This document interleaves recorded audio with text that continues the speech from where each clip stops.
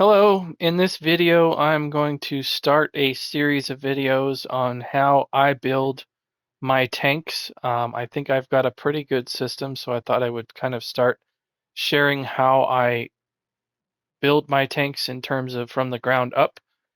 If you've got your own system in place already, fine. I'm just giving my system and suggestion on how I build. Maybe I'll give you some pointers that you didn't think of or whatnot. Who knows? But if you're interested, then this is going to be likely at least a couple videos long. I don't want to make them very long videos. I'd rather do short ones. They're a little bit more viewable that way, I think. So first off, I'm going to start with the very basic of how you start off with a character. That way we can touch on if you're creating a new character slot, for example. Or if maybe you're just going to alter an existing character that already has skill progression to it, and maybe you're wanting to switch it to a tank, and you're going to start with race.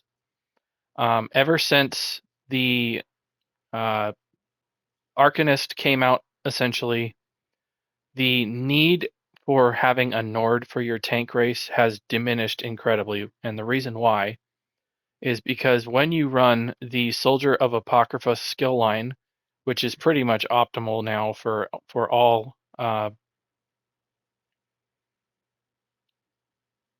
tanks to run because of how powerful the skill line is. As of right now in update 48, who knows what they're going to do with the subclassing balancing, but I'm speaking about the game as of December 2025 in update 48. So if you happen to watch this video down the road and you say, what the heck, you're talking about stuff that's not in the game, well, it's currently what I'm talking about is in the game. So let's just talk about I can show you the why the Soldier of Apocrypha is so powerful. I need to go down here to where my dummies are for this part. Um, so the reason why is because there's such a large amount of resistance in the Soldier of Apocrypha skill line that frees up the ability to no longer have to use the Nord. And some people might say, well, then just don't use this skill line. Uh, that's not a smart decision to make, and the reason is because this is such a powerful skill line. You're going to be losing a lot of effectiveness if you don't implement this. This has a massive damage shield. It's got a very good major and minor resolve skills, a debuff skill, and in my opinion, one of the most powerful skills in the game for tanks, this Runic Sunder taunt. I have a video on this alone on how much this does just by itself. So what I'm going to do is I'm going to show you what my stats are. Let me get on my front bar here, and I'll get up to the top. And you can see I'm sitting here at 23,930. But when I put on Major Resolve, then I'm up here at the 29.8. So resistance cap is 33,000. So now with me putting the taunt on, as you can see, I don't have to use Minor Resolve with Soldier of Apocrypha. That frees up your bar space. That frees up so much in your tank build that you can just use two skills. And instead of, for example, instead of just having a Minor Resolve on my back bar, I can have that spot do something else. And then my taunt here provides me with 2,200 armor, plus the Aegis of the Unseen gives me another 3,271. So I'm getting 5,471 armor just from the Runic Sunder taunt skill. So that reduces the need for getting the resistance from the Nord race, because that has resistance in the racial passives. So why do I then choose to use the Imperial? I'll go over that in some detail here, and I'm probably just going to cover the race in this first video just because it's kind of detailed enough. So let's get into the racial passives here. So first off, this part here, your experience gained with the one-hand skill line and the sword, or excuse me, the sword and shield. It's not really. I mean, once you level that up, it's leveled. So take it or leave it. These top ones never really are make or break it for you. The 1% gold is nice to have. It's not a wow, buy it because of this. But it is there, so you will get 1% gold over time. So that will make your money. But these two lines here are critical for tanks. You get 2,000 max health and 2,000 max stamina. Now, why are those two things important? Well, when you go to build your tank and you start setting your attributes, that's going to determine how much you need to stack into your health in order to get your health bar up to where it needs to be. Depending on what food you're running and all of that, or what glyphs you use, everything goes into that. So if you have a race that gives you the most max health and stamina, that's going to give you a very large pool to play with, and you can start shifting points into other things, using glyphs in other areas, that sort of things. And so the last, and I think the most important reason why I choose the Imperial race is because of the red diamond passive alone. This reduces the cost of virtually everything that you do by 6%. This helps with sustain so much in so many ways that I don't think a lot of people even think about. So for example, barrier normally costs 250. It only costs 235. Same with Warhorn. So it reduces your ultimate by 6%. It reduces the cost of your skills by 6%.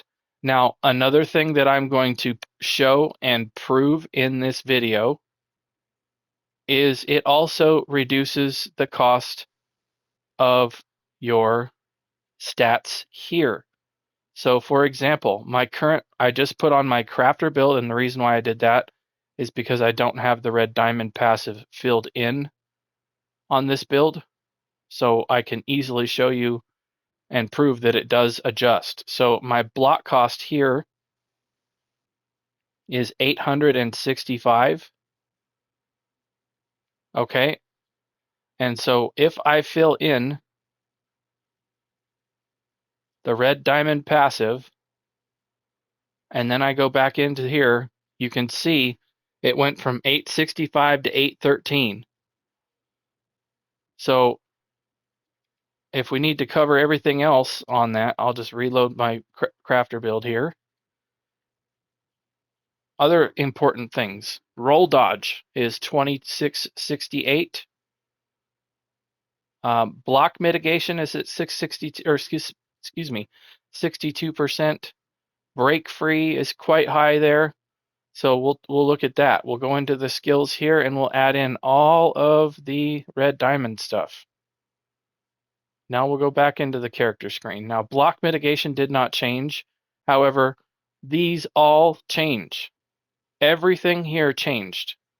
The bash cost, the block cost, the roll dodge cost, the sprint cost, all of these costs changed to a lower degree. Now, it might not be a ton, but once you get into the bigger numbers like these, it really moves the needle quite a bit more. In addition to the fact that your skills also cost 6% less.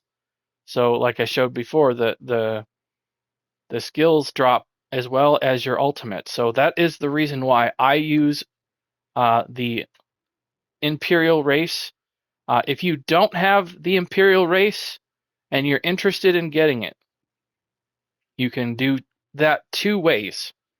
One, you can get crowns, and you go over here to the, I believe it's called upgrades. There it is there, upgrades. You go down to, from the very top, there's armory slots, assistants, character slots, and then class, and then right underneath it in the collector's packs, there is a digital Imperial Edition upgrade.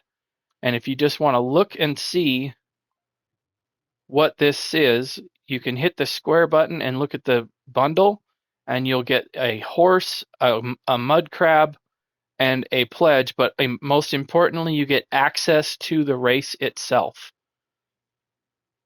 And so this costs 2,100 crowns. Not a super high amount. It could go on sale sometime. Who knows? I don't know.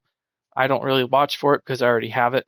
But for example, if you were to buy this, then you can use it on all your characters. It's account wide once you unlock it. If you don't have the crowns for some reason to purchase this, you can reach out to your guildmates. I would encourage you not to use just general overland zone chat for this, because you may get somebody that swindles you out of gold, for example.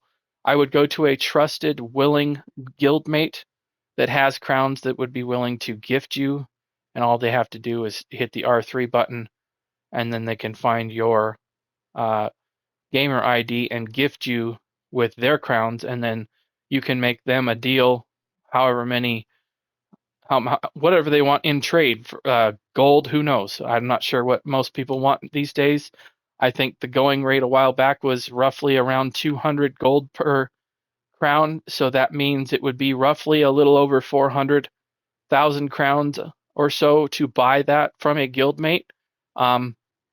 Pretty easy to make that gold, especially if you do your daily crafting writs, or if you've got a good chunk of money set aside and you'd like to tank. I would recommend that be something you look into. It's a very, very helpful thing to have an Imperial tank instead of the other races. I think the Imperial is just it's just so much better and easier to learn on, because it's so much easier to sustain. It helps so much with everything that I've talked about. I highly recommend, if you don't have the Imperial race, give it a try. It is really going to change how tanking feels overall. Everything costs less. Your taunt, your block, everything. It's easier to manage and stay alive with that than it is the other races.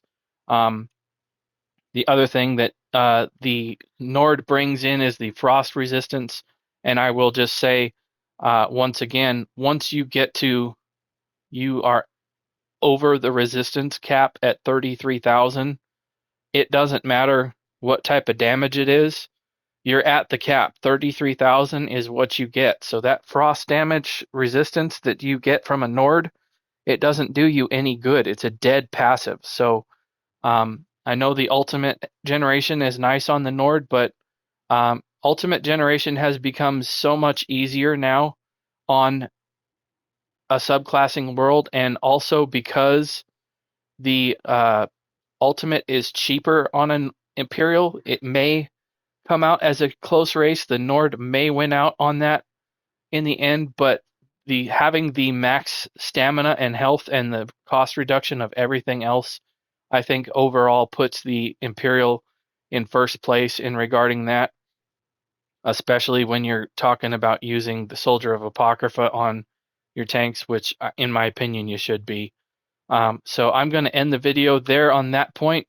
I will cover some more aspects of how I build a tank, but I always start off with an Imperial race first before I do anything, because I feel it is the absolute most powerful and easy uh, race to work with for a tank. So I wanted to start off with that little bit of information and kind of unpack it and show you why it's important to have that and why it's the most helpful. So if you thought this video was interesting or helpful or whatnot, please keep an eye out for the future videos regarding this. Check out my channel for all my other content.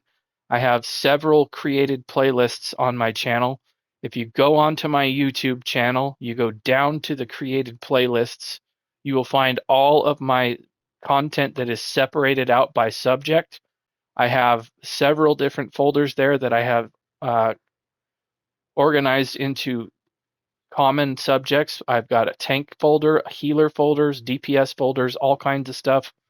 General guides. I now have been making AI ESO music songs with videos to go along with it. These are all 100% my creation, aside from using the AI programs that create the music and the images, but they are all 100% driven by me and my decisions, and my ideas come to life basically by the use of AI tools. So if you enjoy the Elder Scrolls Online video game, check those songs out. I guarantee you, if you give them a try, you will enjoy them. Something to put in the background while you're playing or whatnot. I think they're a lot of fun to listen to, and I'm sharing them just for the fun of providing something for everybody to listen to. They're not performing nearly as well as my regular videos, which is a little disappointing, but I'm hoping that someday some people will give them a try, and they'll kind of get some legs and get going. But I really appreciate everybody's viewing and liking and subscribing and all of that. I'll get out some more videos here shortly. I've taken a little bit of a short hiatus on doing videos a bit. I've been kind of busy in real life, so I've had to kind of take a small break there. But I plan to get some more videos in the can, and hopefully we'll get going on that on a pretty regular basis. So thank you again for watching, and I'll see you in another video. Bye.